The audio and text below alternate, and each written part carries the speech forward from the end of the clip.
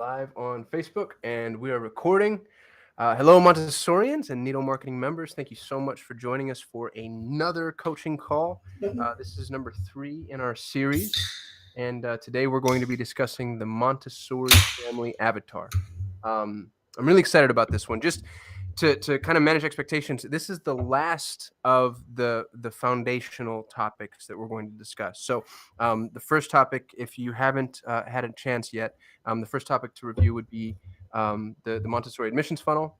The second topic was the Montessori family life cycle, and then this topic now is the Montessori family avatar. Once we're done with the Montessori family avatar, we're going to dive right into some of the tactics and strategies that Matt has used with Bergamo Montessori schools to grow his school. And those are going to be very hands-on, I'll say, very tactical. So we'll teach you how to, make modifications to your website, add Calendly, how to, the most popular download that Matt has ever had in terms of attracting Montessori families, etc. So this is the last of the foundational courses. This is the Montessori family avatar. Really appreciate you being here. Just as a refresher, if you're joining us via Easy Webinar, you can always ask questions in the chat panel on the right-hand side. The point of these coaching calls, the reason we're doing them live, is because we want your input. It'd be really easy for us to just record them and post them up onto the Neto site, but there's not as much value there. There's not quite as much interactivity. And so one of the things we want to do is we want to make Matt available to you as the thought leader that he is. And so any questions you have as we're going over this topic, please feel free to drop them into chat. If you're watching on Facebook Live, you can just comment on the video, and we'll stop and address your question accordingly. Matt, sorry, my intro was longer than it should have been, but thanks so much for being here. As always. I'm excited. I'm super excited to be here. Are you getting an echo on me over there? Say again? Are you getting an echo? Just a little one, yes, sir. And it just started. All right, let's see if that's any better. That is better for me. Okay. Sorry about that. This is, as Qasim said, we started with 3 kind of conceptual ideas, 3 conceptual courses when we were starting these coaching calls. And for me, when I was looking at, how are we going to increase admissions? I'm looking at budgets for next year. I know that I would be very impatient with that because I would want to know right now, what can I do? Because we have classrooms that we're setting up and making commitments to teachers, making commitments to parents about what's going to happen next year. So I wanted to just, again, reassure everybody that we will be getting into some very tactical things next week and then every week after that. But it's really important that you understand these the 3 concepts that we have put forth thus far, because it should really influence everything that you're doing with your marketing. But look forward to some specific tactical information on ways to increase enrollment in the upcoming weeks. So now we're going to introduce the last of the foundational topics, which is the Montessori family avatar. An avatar is a tool that we use in marketing in order to define who it is that we're speaking to. And for those of you that don't know, I own a marketing agency. That's sort of my full-time gig. And we deal with clients across all industries and sort of all spectrums. And one of the very first questions we'll ask them is, who is your avatar? And it's critically important for us to understand who the avatar is, because it influences every single decision that we make in marketing, because you need to know who you're speaking to. And what's interesting about an avatar is it's not a target demographic. A target demographic is a group of people. So, you might say, oh yeah, I'm targeting naturopathic physicians, or I'm targeting, parents with young children. Those are demographics. And that's fine, but what's interesting about demographics is housed within demographics are an almost infinite number of very ultra-specific avatars. What you want to do in order to properly canvas your marketing is you want to identify who your ideal target is, who your ideal, and I realize target might be the wrong word, but the ideal mission appropriate family. Who is it that you really want to come to your school? Because that's not just, parents with young children. And you know that better than I do, probably. But what we're going to do here is give you some of the tools necessary to begin to kind of canvas that, because you may think that everybody's on the same page as far as who your avatar is, but I have found in my experiences, 12 years as a marketer, that tends not to be true. And what's even more interesting is every avatar is going to be different. Even though you're all Montessorians, and this is for Montessori schools, every Montessori school is going to have a different and unique avatar. So with that preface in mind, I'd like to hand it over to Matt. And Matt, can you talk to us about how you've used your avatar and how you think this is specifically applicable to Montessorians? Sure. Well, the first thing I'll say is that this is something that it is evolving for us. It is something that I've done by myself, haven't really necessarily involved my staff yet. And I think that one of the ways in which we can improve the marketing at our school is to work with our staff who has a lot of face time with parents, more than I do. And they're going to start to be able to notice those trends that they're seeing in terms of the types of families that are, our dream families. Every single one of us has a handful of families at the school where you say to yourself, gosh, if I just had 100 of those, my life would be ideal. And for whatever reason, listen, they're really interested in Montessori. They're trying to live Montessori principles in their home. They're receptive to what you send them, to what you write, to the suggestions that you give them. Those are the types of people that you're really trying to determine what their characteristics are in an avatar, because it should influence all of your marketing so you can reach more people just like them. So again, I've said that, I really focused actually for the last 5-6 years just on demographics. When I was looking at, we're going to do direct mail, we're going to do billboards, we're going to target on Facebook. I want to target a female between the ages of 28 and 40, because that's who's going to make decisions about early childhood programs. And that's been effective for us. But I really want to take it to the next level to build an avatar for our school, multiple avatars in terms of what an ideal family is. And the way that I'm planning on doing that is at our end of the year staff meeting that's coming up. Because as I said, the guides in our school are going to have a lot more pertinent information about all the different characteristics of an avatar, way more than I would. When I first started working at the school back in the day, I started when I came out of the classroom. I worked at the front desk for 2 years, and I got to know everybody really well. Right, I'd have conversations with them when they would drop off, when they would pick up. I really got to know parents, and I could have built a great avatar back then. But now, because I'm really not doing that, and I'm spending a lot of my days looking at spreadsheets and responding to emails, I don't have my finger on the pulse in the same way. So I am planning on doing that with my staff, and I would suggest it's a really good thought exercise for you and your staff to do, because I'll bet you that there's going to be some differing opinions in terms of what people are seeing according to level, according to classroom, and it's a great conversation starter about what your ideal family is. And what their characteristics are. And again, the more clearly you define those, the better you can tailor your marketing messages to them. So that's the plan for what we're doing at our school. And I will reinforce what Cosm said, is that every school is going to be unique in terms of their avatar. We have some schools that cater exclusively to working parents. We have some very rural schools, right, that don't offer an extended care program. We have some schools that go all the way through high school, some schools that just offer early childhood. All are going to have different avatars for what the ideal family is. So spending the time to do this is going to be really, really specific to your school. It's not something where we could have a a Montessori avatar for the entire country, for every school in the country. It's going to be unique. So you really have to do the work on your own. There will be some similar characteristics that I think we would see across all Montessori schools, but that's just the start. I think you really need to dive deep into the wants, needs, and dreams and fears and everything around your ideal family to build the avatar that's unique to your school. Very well said.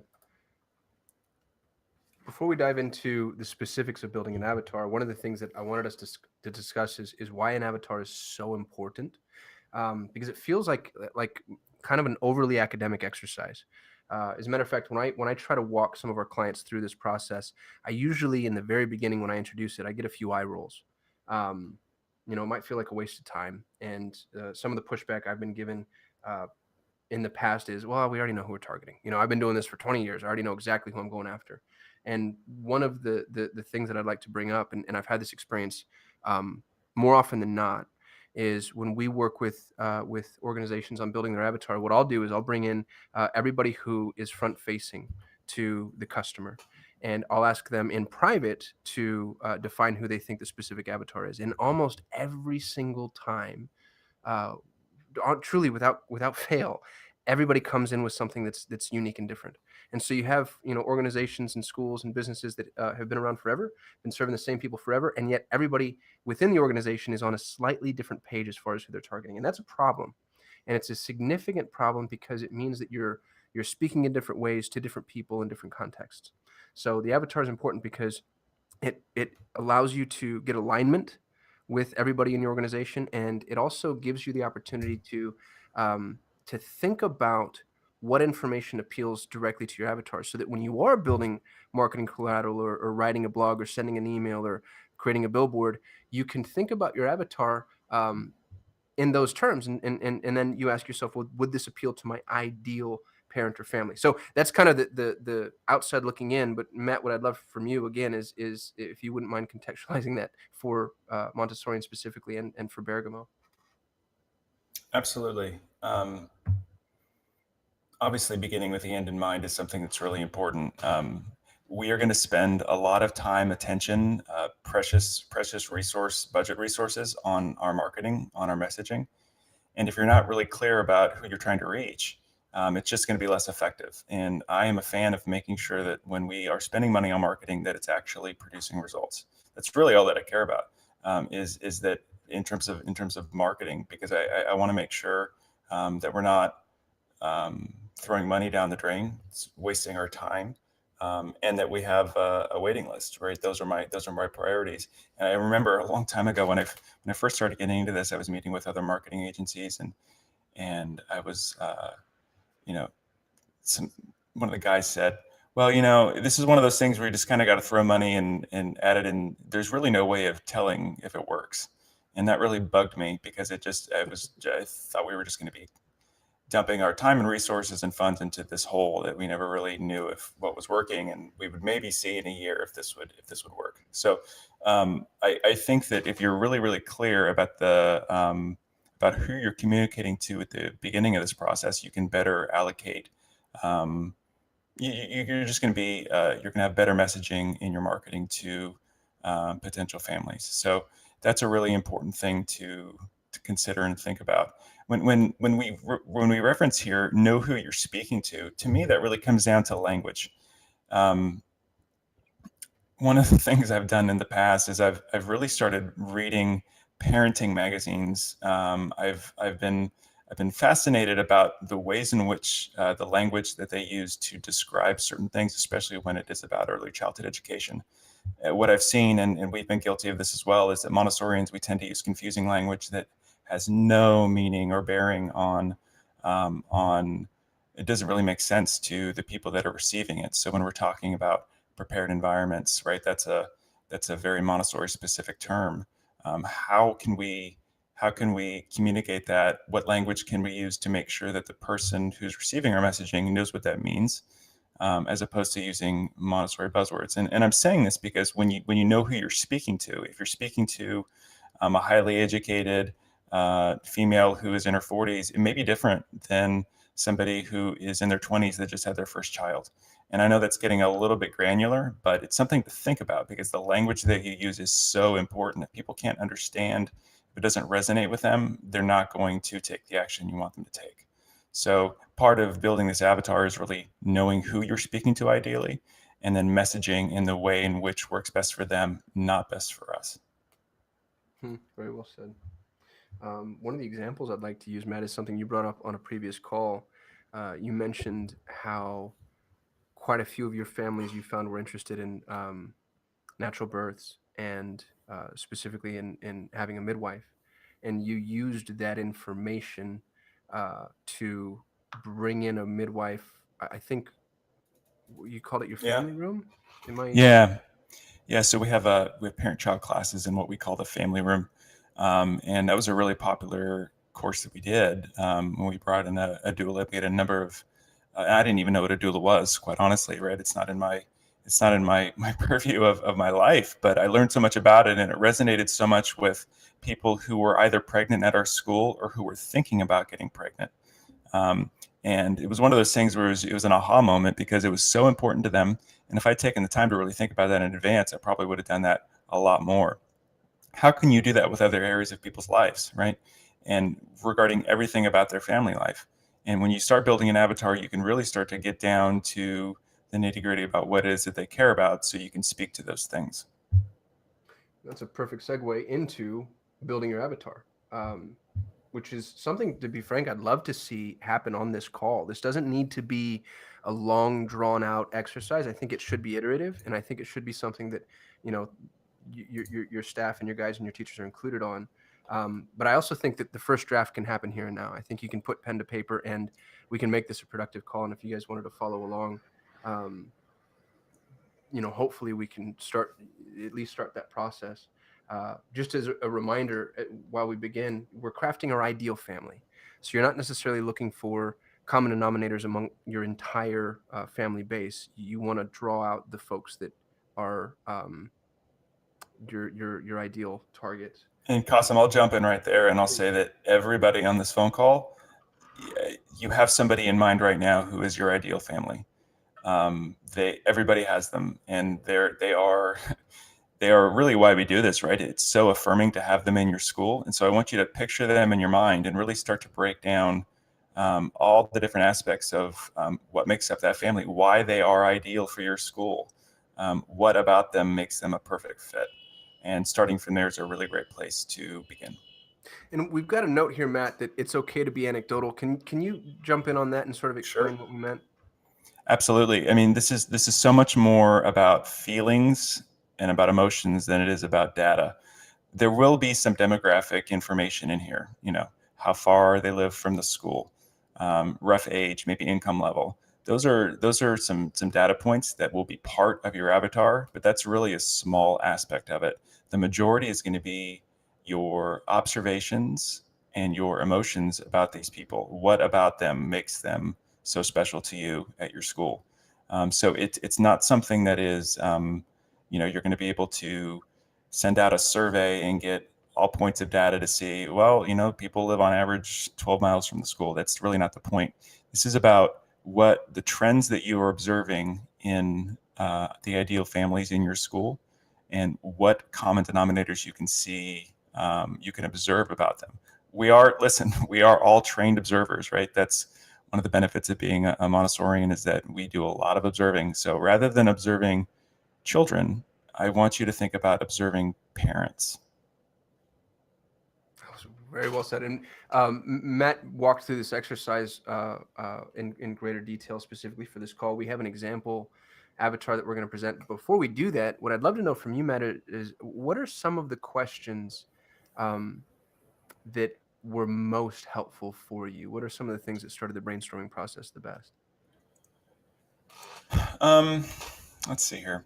I would say um, if you can think about a typical day in the life of what these families face, that's a good place to start because, listen, we're not going to be interacting with families on weekends for the most part. We're not going to be um, on holiday, on vacation. That's really not part of their life. We are, however, a part of their life every day.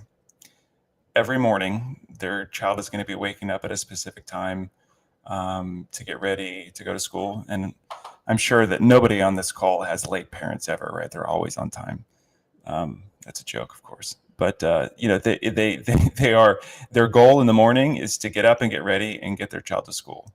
And we're going to interact with them in the morning, and then we're also going to interact with them in the afternoon at some point, half day, 3 o'clock, maybe 4 o'clock, 5 o'clock, depending on the family. Again, this is one of the reasons why you could have multiple avatars, because we could have an avatar for a family who has a half day child who's 3, and then we could have an avatar for a family who's been at your school for 6 years and has a child in elementary and picks up at 4:15 every day. It's going to be a little bit different. but starting and thinking about what their day is like. What does their day look like in the morning? Is it rushed? Do they have a hard time getting to your school? Is there traffic? Do they have multiple children? Who is preparing breakfast in the morning? Is the child being independent? Is the parent doing that? What's the age of the child? I mean, that goes into that. What's their experience like when they're dropping off their child at the school? Are they staying around for 20 minutes and visiting with other people, or are they in a rush to get to work? And then really thinking about their day. They're going to work for probably 8 hours. Maybe you have a stay-at-home mom or a stay-at-home dad who is doing other things, or somebody that works from home. And then what is their evening like? When the child gets home, do they have after-school activities? Usually this is more applicable for elementary age students. And then their evening time. What time does the child go to bed? When do the parents have time to spend together? What does that look like? What are they watching? What are they talking about? What time do they go to sleep? All those things are really going to start to paint a picture in your mind about an average day in the life, a Monday through Friday, about what this family's life is. And from there, you can start to really think about all the specifics that are involved in that can help you build your avatar. Matt, I've always made the point from the very beginning of my marketing career that effective marketing is rooted in empathy. And the more you can empathize with somebody, the more effective you're going to be at marketing to them. Because really, now you just know, now you know their what they want, their needs, their fears, their pain points, etc. And everything you just defined, I think, is firmly rooted in empathy. We're getting to know them so that we can speak to them on their own terms. And this is such an important point too, and I want to point this out to Montessorians, is that we should not base this upon what an ideal Montessori family is, meaning this is not somebody who has a floor bed for their 2-year-old child, and who is, the child is making his or her lunch every day, and is washing the dishes after dinner, and has a micro business selling lemonade on the weekends, right? That is this ideal Montessori family, and they exist, right? But that's not going to be a reality in terms of your ideal Montessori family. We want people who are going to be supportive and aligned with philosophy and are trying their best. But let's face it, let's be empathetic with them. The reality in 2018 is we are so busy and overscheduled, and we have so many other commitments, that is not going to be the reality for most of your families. So can we paint an accurate picture of how they are trying and where they are maybe failing? How do they feel about when they fail? Do we judge them at school? Do we send out nasty letters to them about X, Y, and Z? And I'm not calling out anybody. I listen, we've done that at our school too, and we have to have conversations with guides sometimes about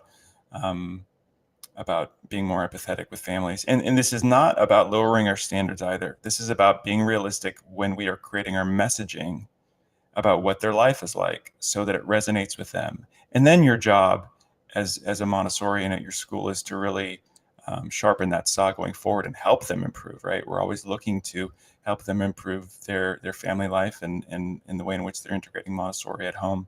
But let's be realistic and be empathetic about what their situation is without judgment. And there's a comprehensive list of questions that we're going to include on the blog that's going to go live this week. So if you're interested, just to kind of help get the brainstorming process started, we created some questions that you might want to ask yourself and then some of your guides. Matt, how do you use your avatar now that you have it? Who do you share it with? Where do you place it? How often do you revisit it? How do you iterate, etc.? Yeah, so as I mentioned, this is really kind of an ongoing process for me, and I'm really starting to, I really need to get more information from the guides and other people that are really more front facing with our families. So once that's done, I really want to paint a portrait and keep that in mind when we are having staff meetings, when we're talking about our marketing efforts coming up, and we're looking at the content that we are creating. And really, even if you could have a picture of what that ideal family is for one of your many avatars, and think about when you're creating content, when you're writing your school newsletter, when you're posting a blog on your site, is this person going to care about this? Is this something that they're going to click on? Is this something that they're going to take time out of their very, very busy day to read? And that's a great place to start in terms of how you use it, always keeping them forefront in the mind in terms of the way in which you are communicating and messaging to families. What about vendors? I know that that might not be the right word, but there's a lot of people helping Montessori schools. I've noticed with, a lot of our Neto members, everybody I'm on the call with, they'll say things like, oh, well, a parent is doing this for us. And then we have, one of our part-timers also helps with social or whatever it ends up being. Mhm. What's an effective way and an appropriate way to put this in front of people without it being daunting, but to make sure that they know what it is and that they use it? That's a good question. Um, I will say that this should be something that is not a secret. And quite honestly, the more people that you can use creating your avatar, and that could be some of those parents as well, I think the more information you're going to have. I've gotten more information from parents actually in random ways. And let me give you an example about building our avatar than I have necessarily from employees. I was speaking to a parent. Gosh, this was probably a couple months ago, and she had toured, and she was actually a family friend, or she was affiliated with one of my family members. So I had a relationship with her, and I was talking to her at a weekend event, and she had toured, and it was so interesting to me because she said, I loved everything that I saw. It was so peaceful, and the children were so busy and industrious. This was a primary classroom that she had observed. And she said to me, I don't know if my son can do this. I don't know if he can. I don't know if he's gonna fit in here. I had never thought about that in terms of basically what it was an objection to enrolling, because she's thinking, this, I really, really like this. I'm nervous that if I enroll, that my son's going to have an experience that's negative because he can't do it, because I don't see these traits in him at home yet. And so what a great thing to add to your avatar. What a perfect thing. And what a great way to create content, because one of the things we started doing is, after people toured, we have an automation sequence that goes out where they're getting a series of emails. And guess what one of those emails is about? One of those emails is about how Montessori is for every child, and don't expect, you'll be very surprised by how quickly your child will adapt and thrive in this program, and he doesn't need to be perfect before he enrolls. And that's helped a lot. And that was gleaned by a conversation with a parent randomly. So I guess my answer to that, my long-winded answer, is to involve them as much as possible, and then from there, you're using that in all ways in which you are messaging to parents. And Matt, you created an avatar for Bergamo. Would you feel comfortable sharing some of the highlights of that with us? Sure. Is that on the slide deck, or am I pulling it up on my own? Oh, it's not. No, sir. I didn't Okay. want to. Great. Let me just pull that up. I'm sorry for not being prepared here. So this is not a real name of a family. I want people to know that. And this was an avatar that I've created based upon basically observations at our school. And like I said, I think this has a lot of room for improvement, and I want to make sure that I get feedback from people who have much more front-facing time with parents. So Brad and Christina Grayson, let's talk about them. So they live 10 miles from our school in a bedroom community.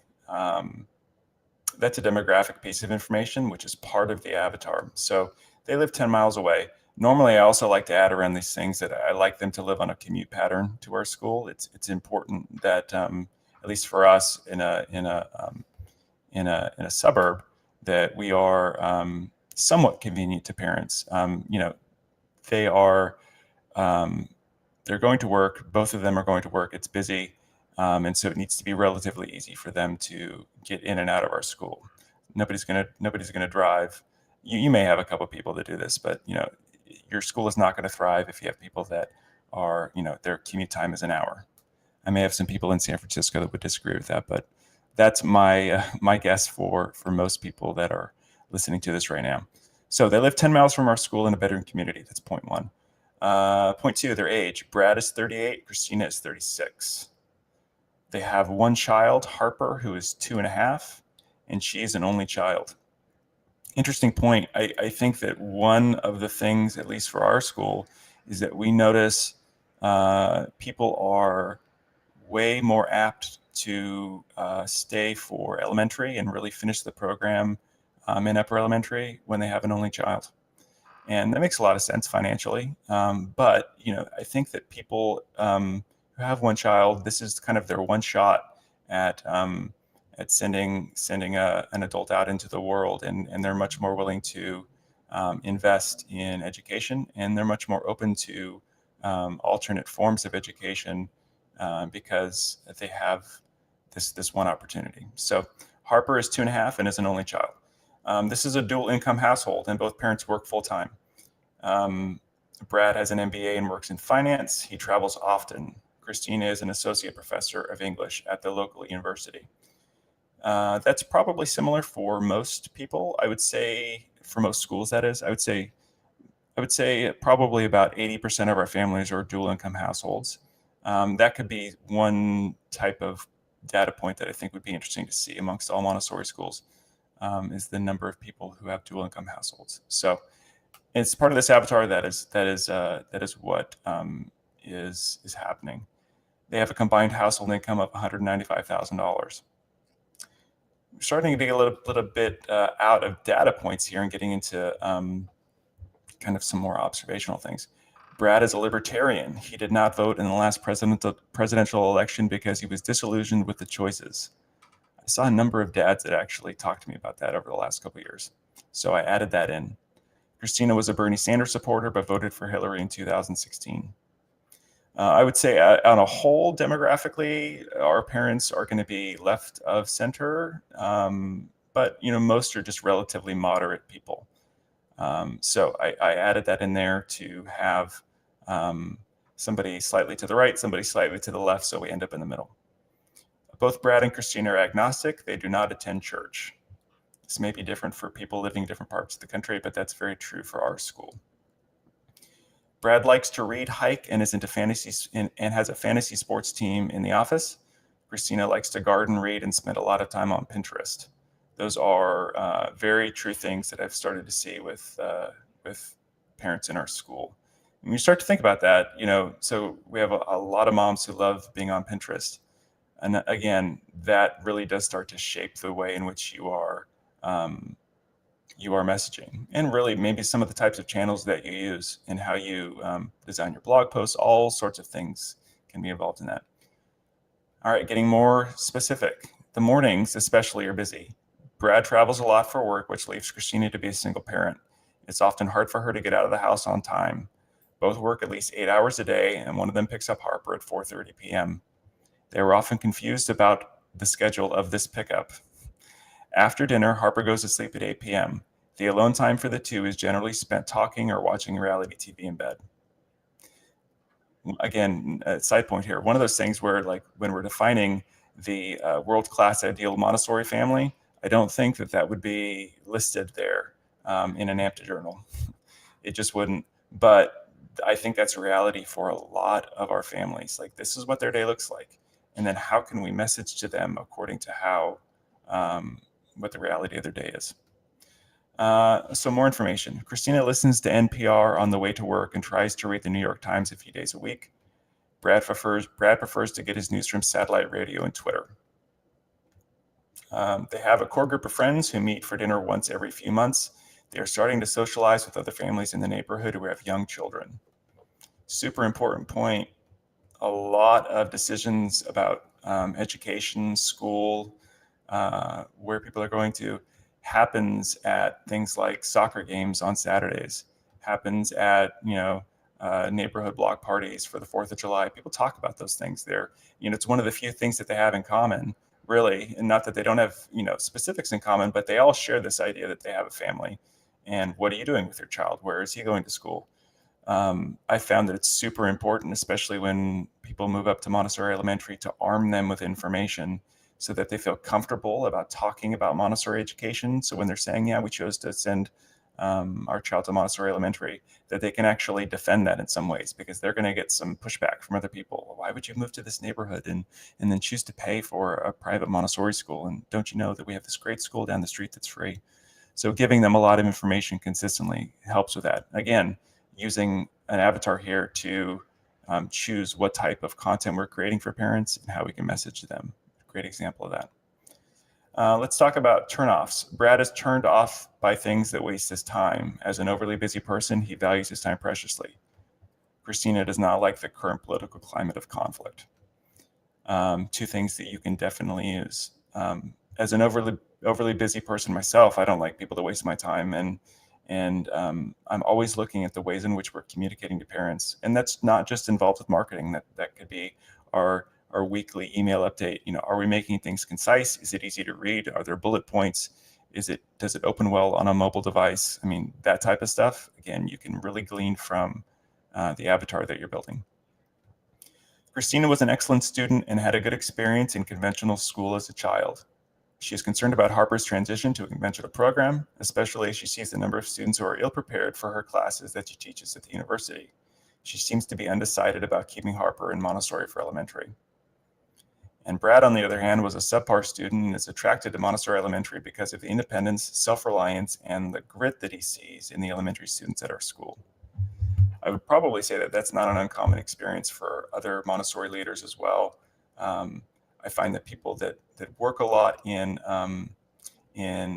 education, people who are teachers themselves, they tend to be a little bit concerned about how a child is going to transition to conventional school. Whereas people that work in kind of performance-based jobs, like they're working in sales or they're an engineer or something, they tend to be attracted to Montessori because they see when somebody is able to think for themselves, to solve problems on their own, how well that translates out to job performance. A couple more points here. Both parents tend to dote on Harper as an only child because they don't plan to have more children. They are aware of this tendency and are attracted to Montessori so that she can learn how to function well in a larger group and community. I've heard that multiple times from parents that have only children. And final point here, as a working mother and often as a single parent when Brad travels, Christina often feels less than as a mother. Her mother was a homemaker, and at times Christina feels guilty that she is not providing the same experience for Harper. That's a pretty consistent pain point that I see with a lot of working mothers at our school when they have this idea that they have to be super mom and have a career, and also have this nagging guilt about not being the same mother that they had when they were growing up. So that's basically the end of the avatar that I've created. Again, that's one. I think we'll probably wind up having 5 or 6 different avatars at our school. Another one I'm really interested in developing is, one of the ideal families for our school is people that tend to be older parents. That tends to be a really good type of family for us for a number of reasons. And I'm looking forward into getting into that with my staff and really trying to determine what are the common denominators about those types of people. That was great, man. I appreciate you sharing that. I'd actually like a favor from those listening. If you've taken notes on your own avatar and don't mind sharing, I think it would be of benefit to everyone to have sort of a group discussion on some of the brainstorming items. Because I imagine even if what you've come up with isn't right for another school, it might catalyze some thought on their end. So in the comments, if you want to chat or comment on the video, we'd love to hear what you've come up with. And in addition to that, we'd love to hear any questions you have.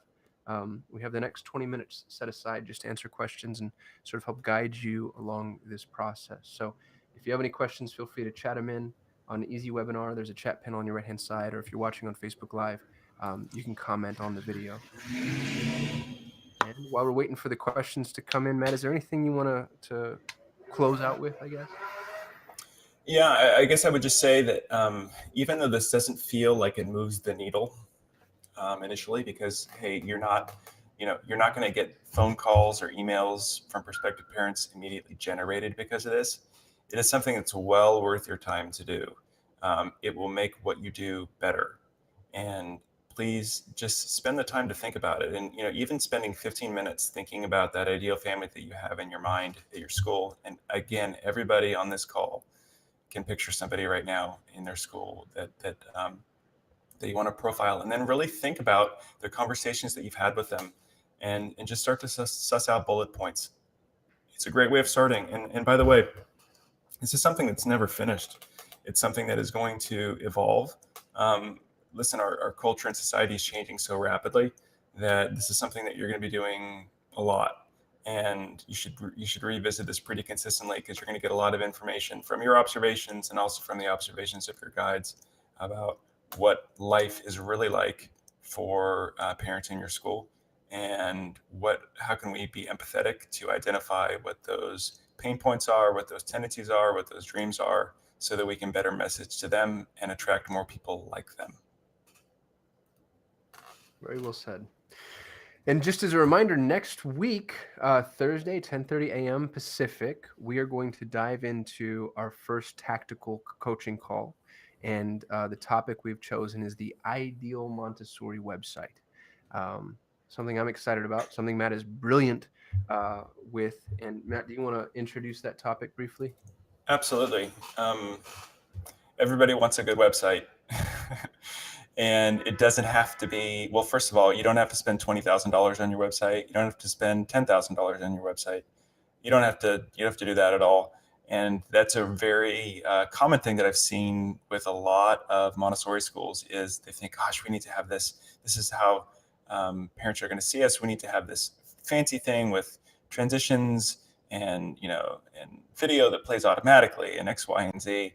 And there are some very simple, basic things that you can do to make your website better. And when I say better, again, I'm talking about results. Well, I want conversions. I want specific actions to be taken. I want people to email us. I want people to schedule tours. And I want to collect email addresses so that I can continue to market to them for free. So it doesn't have to be expensive. It doesn't have to take a lot of time to do. And we're really going to lay out what are the key components that you need to build a website that gets results for your school, that then does move the needle in terms of admissions. Because that's, I think, what we're really caring about is, listen, I want people to inquire. The more tours that I have, the more applications we're going to have, and the more solid and stable our school is going to be. Just out of curiosity, Matt, how many website rebuilds have you gone through with Bergamo? I've been through 5. So yeah. And it's one of those things too, where, I think you should anticipate that every 3 years, probably, you're going to want to look at either a refresh or a redesign. One of the nice things about WordPress is that it's easy to update. So we update our website quite a lot, but you also don't want it to feel stale. But with that, you don't need to spend thousands and thousands of dollars to do that.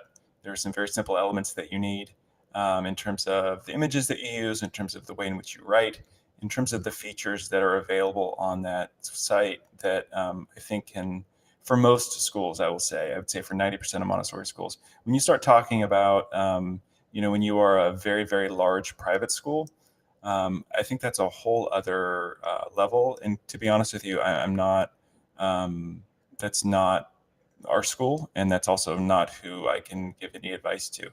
That is a different topic, and there are many companies that can do that. They'll charge you a lot of money to do that. But I would say for most people that are listening to this, if you have a school with less than 500 students, that you can have a very well-designed, well-functioning website that gets results for your admissions team, and you don't have to spend a lot of money and time to do it.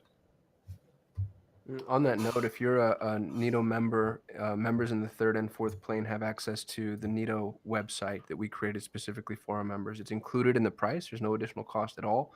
So if you're a 3rd or 4th plane member and we're not aware of that, or just haven't taken advantage of it, please reach out to us, because we can deploy that for you. Usually takes about 20 business days to build after we have all of your content. And you get a site that we built specifically for Montessori schools. It's pretty cool. What's nice about that too is that, for most schools, and especially schools that may be smaller, you don't have to do a lot of work. a lot of the stock photos are provided for you. All the writing is provided for you. You get to customize anything that you want to customize and update it. The hosting is handled for you. You don't have to worry about security. I think I made a post on Neto about 3 months ago about when my website went down on a Friday night. And we had a bunch of paid advertising going out, and I was thinking, oh gosh, this is going to be terrible. And having a team behind you to be able to get your site back up and going. I mean, I didn't have to do anything. I made a phone call, and within 90 minutes, the problem was resolved. So huge benefit of being able to. It's one of the reasons why we created the option of a website for our third and fourth play members, is that it's really a full service option and site, and we're there to help you and back you up when you need it. And I'm not seeing any questions come in, so I think we're safe to sign off. Appreciate your time today. Absolutely. I enjoyed talking about this, and I'm really looking forward to continuing next week and getting into a lot of nitty gritty details. We just made a pretty big purchase in Sacramento for digital billboards that have been performing really, really well. And I'm happy to share that information when we go over outdoor display advertising. Because again, my goal is, especially moving into the summer, is I want people on a wait list. I know that we're going to get 2, 3, 4 people at least over the summer write a letter that they're moving, that something came up, that something's happening. And if you are not prepared for that, it can really mess with your budgets and your planning. So right now I'm focused on making sure that we're building up our wait list and being prepared for those inevitable withdrawals that will come, and they come every year around the same time. We can predict it, but I want to be prepared for that. And so that's what our marketing efforts are about now. And to all of our members that watch live, thank you so much for chiming in. And for those of you that are watching the recording, we're going to make these recordings available in perpetuity to the entire Neto member base. And you can access that inside of the Neto member portal. If you're not a Neto member and you happen to catch this on YouTube or on our podcast, you can always go to netomarketing.com, NIDO marketing.com, and you can sign up for free. This is a free service that we're providing, and really thrilled to have everyone here. So thank you so much, and we will talk to you next Thursday at 10:30 a.m. Pacific. Looking forward to it. Thanks for coming. All right, bye.